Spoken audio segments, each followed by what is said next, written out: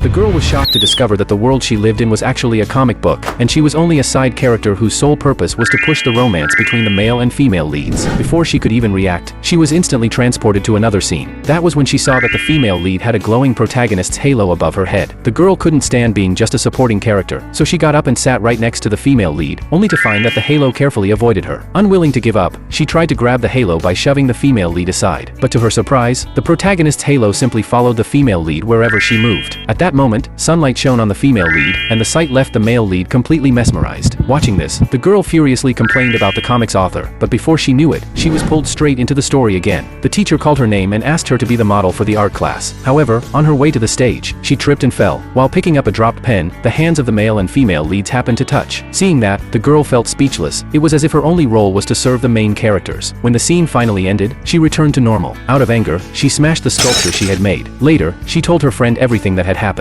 After analyzing the situation, her friend concluded that it was all part of the story planned by the comic's author. To break free from the script, the girl decided to go against the plot. During music class, she deliberately put on headphones and started dancing, but the next second, she found herself sitting obediently back in her chair. She tried reading a comic book during class and ignored the teacher's questions, but immediately turned back into a model student. According to the author's settings, she even had to give her favorite milk to the female lead. Although she didn't want to, she couldn't change the story. Frustrated, she went to the vending machine to buy another bottle of milk. Just then, the male lead suddenly appeared, making all the students around him excited. In the chaos, the girl was pushed into a fountain, and the male lead ended up buying all the milk. Even so, the girl still didn't give up. Do you think she could really change the storyline? Feel free to leave a comment below.